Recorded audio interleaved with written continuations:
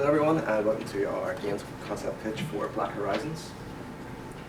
So just before we start, I'm just going to show who's doing what section here. So to start off with, Aaron's going to tell you about the game objectives, the core and non-core mechanics that are going to be in the game, as well as explain the core of the game. And then we're going to go off to Cody. He's going to tell you about different kinds of fun that will be found in the game, as well as the onboarding tutorial, how it's going to lead the players in, as well as the main story of the game. Whereas I'm going to cover the sort of more the creative aspects like the characters, control mapping, and the user interface, and the art style that's going to be straight in the game. So I'm going to hand you over to Aaron here.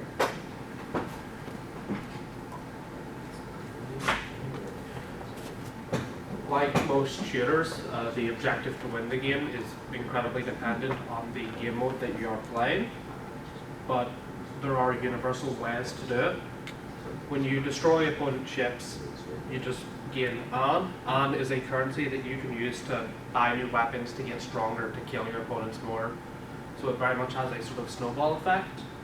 The game has a multitude of ship types, whether you play a ship that is small and can move quick, or a ship that is big and slow.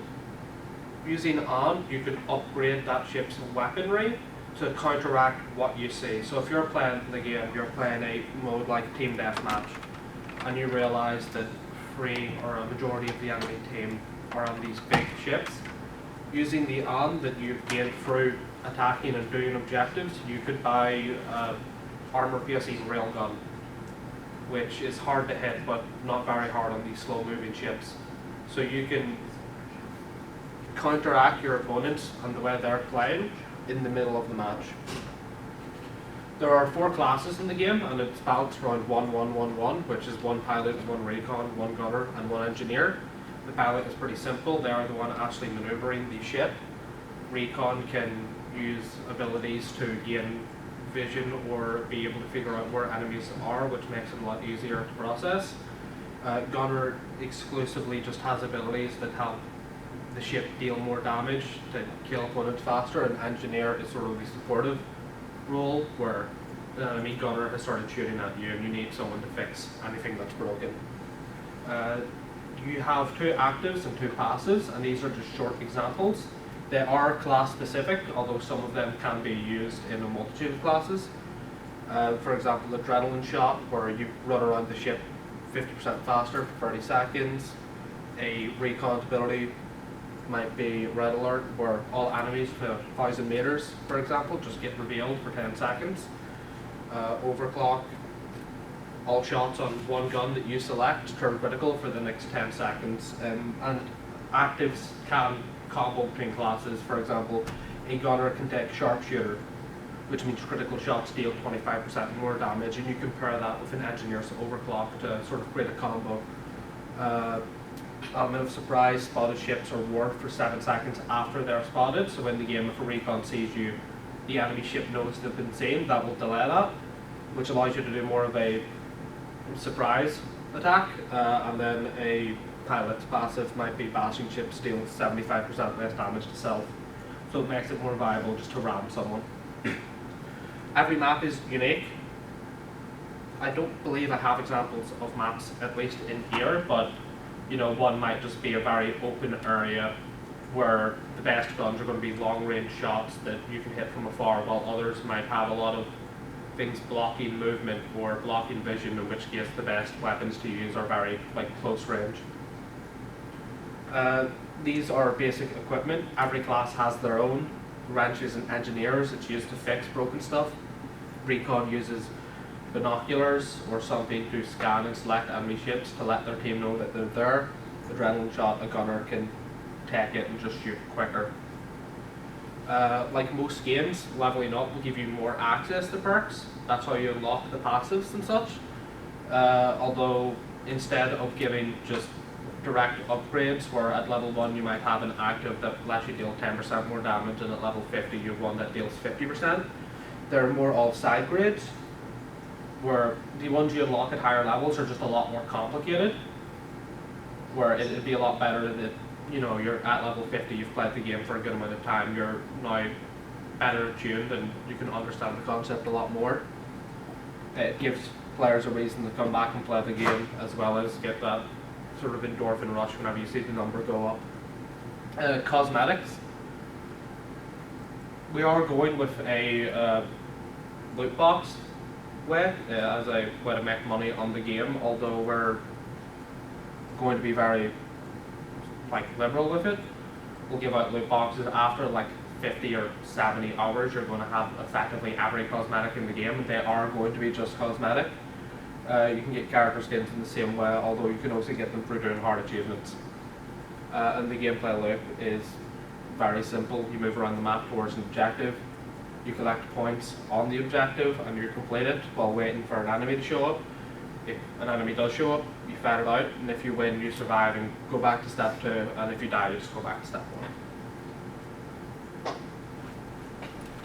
1. Types of fun players can enjoy are PvP elements of shooters and totally original game idea. That Aaron has just explained, and we move on to my side of things, which is the more PvE elements of the shooters with a single player campaign that players can enjoy if they don't like getting yelled at online. The player will be taught through a mandatory tutorial that is just the beginning of the single player campaign. The story. I'll keep it brief because I wrote a whole act that I didn't get to put into PowerPoint. I'm so upset about that. Anyways, but the story is linear and can be conveyed to the player with a mix of blend of narration, cutscenes, and dialogue with NPCs. But to keep it brief, you play as a guy who gets attacked by one of the 4 factions in the game and steals a ship of the faction, the elites, and dons the name Bandit whenever asked about his name. So, because he stole a ship. Yeah. Characters. All ship types in the game are introduced through both multiplayer and single player. It's a pretty universal stuff. And then in single player will be in the campaign and has exclusive, charming and unique characters like a snotty merchant and an alien mechanic. Who, see right here, I like him, funny and mechanic. And we move on to you. So I'm going to talk about some of the enemy types you encounter during the single player campaign. I was sort of thinking of interceptors. So these are sort of like the cannon fodder enemies. They're sort of the homing missiles, but they're quite easy to kill. And then attack drones are sort of like a swarm type enemy. So they come at you in the tens and hundreds of them with a sort of like a low damaging laser beam attack. And then I was sort of also thinking for capital ships. If anyone's ever played Star Wars Battlefront 2, the original one, just like massive ship that has sections that a player can attack certain parts of it to do damage and then destroy it after they've all been hit a certain amount of times.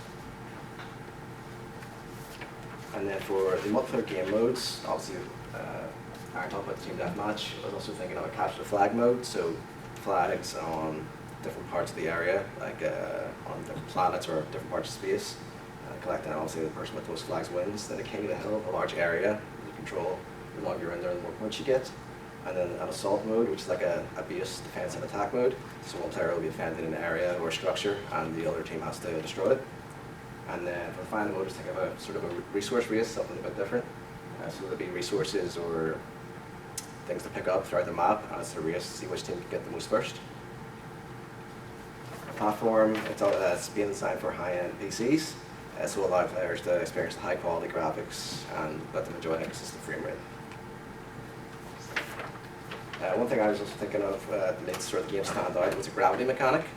I was sort of looking out of Wilds for inspiration. I realized heavily on sort of a gravity mechanic to make the ships move. And then I was looking, I could see that no other game currently has a first-person shooter set in space that uses a gravity mechanic. So that could sort of be a selling point for the game. So I was thinking there could be gravity wells in the planets to make your ship speed up or slow down depending on the size of it, as well as being able to sort of use a slingshot maneuver. You do the sort of same thing, make them go faster and avoid enemy missiles. For the keyboard layout, I sort of tried to keep it simple, so WASD and move obviously. Special abilities sort of below that, the Z, X and the V keys. So shoot with the with the left click and secondary action with the right click. Boosted crouch, depending on if you're in the ship or moving about the ship, would be shift key. And switch weapon would be Q and the reload button would be E. I was also thinking of allowing all the keys to be remapped so the player could sort of choose what they wanted to if they have a better configuration for it. I did look briefly at sort of a joystick, but because the player is going to be moving around and it's not exclusively a flying simulator, it'd be a lot harder to control the character when they're not flying the ship, so I decided against it. With the user interface, it's sort of a rough idea here. I sort of borrowed it from Overwatch, those bars there. But I wanted to keep it as clean as possible, just to sort of showcase the graphics and sort of give a visual spectacle for it. So the helmet and shields of the player on the ship will be at the bottom left, and the weapons and abilities will be at the bottom right there.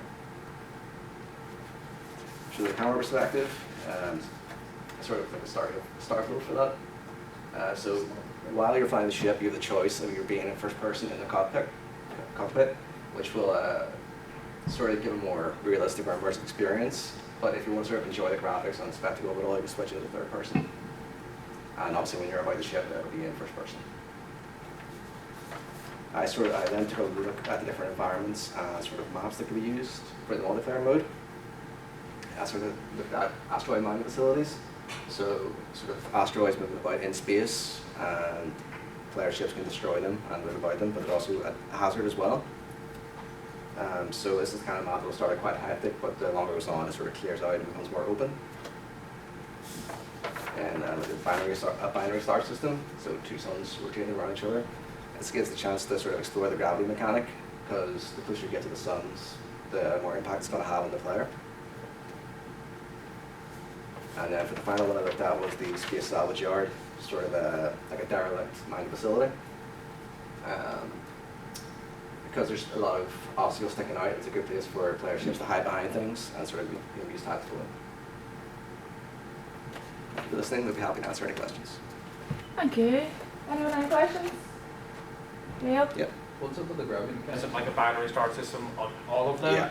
And it also many gives the people pilot use something it? else to focus on.